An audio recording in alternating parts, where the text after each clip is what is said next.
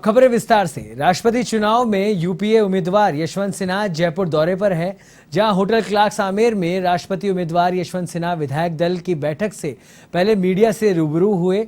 इस दौरान मुख्यमंत्री अशोक गहलोत ने भी यशवंत सिन्हा से मुलाकात की।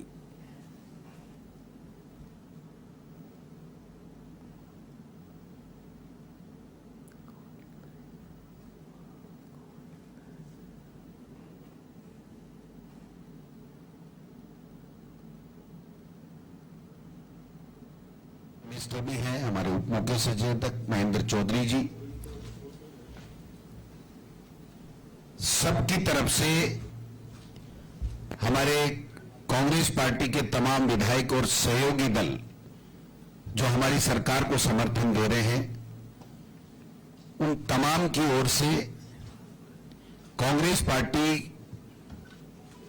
के मुखिया के नाते मैं यशवंत सिन्हा जी का और साथ में आए सभी लोगों का इस प्रेस कॉन्फ्रेंस में हार्दिक स्वागत करता हूं, अभिनंदन करता हूं। और वो उपमा देना, तुलना करना तो शायद गलत होगा, लेकिन जैसे रात में कुछ लोग निकलते हैं और लोगों के घरों को देखते हैं कि कौन सी कमजोर दीवार है जिसमें सेंध लगाई जा सकती है, उस तरह रेकी किया जाता है।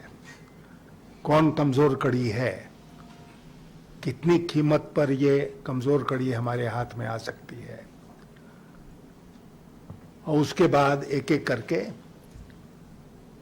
प्रदेशों में सरकारों को गिराने का। अभी बताया सीएम साहब ने कहाँ कहाँ हम लोगों ने ये खेल देखा। अभी महाराष्ट्र में देखा इसको, और गोवा में तोड़ रहे हैं वो कांग्रेस पार्टी को।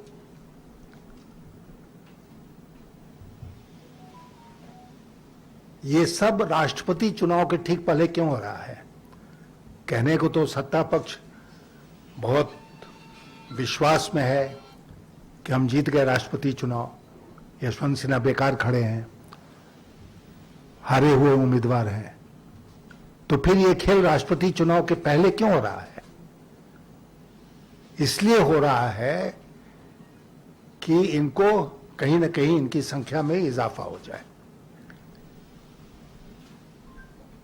और ये मुझे लगता है कि हम सबका, मैं भी बहुत लंबे अरसे से प्रशासन और राजनीति में रहा हूं, ऐसा माहौल मैंने कभी देश में नहीं देखा है कि एकमात्र उद्देश्य है कि केवल हम राज करेंगे और हम किसी दूसरे को सत्ता में बर्दाश्त नहीं करेंगे। यहां जो खेल हुआ, मैं बधाई देना चाहता हूं अशोक गहलोत जी को कि उन्होंने उसका मुकाबला किया और उनको परास्त किया, लेकिन सतत सावधानी की आवश्यकता है, क्योंकि कभी भी वो आक्रमण कर सकते हैं। यशवंत सिन्हा जी का खड़ा होना, मैं समझता हूं कि विपक्षी भावनाओं का इन्होंने आदर किया, इन्होंने स्वीकार किया, इसलिए मैं धन्यवाद देना चाहता हूं। और तमाम विपक्षी पार्टियों ने मिलकर इनको खड़ा किया। उसके मायने यही है कि ऐसे वक्त में राष्ट्र की बहस होती है चुनाव को लेकर के, देश में क्या क्या चुनौतियां हैं, क्या क्या हालात है, उस पर डिस्कशन होता है। चुनाव की खूबसूरती थी लोकतंत्र में, वो अनावश्यक है। अभी के हालात में तो और ज्यादा आवश्यक है।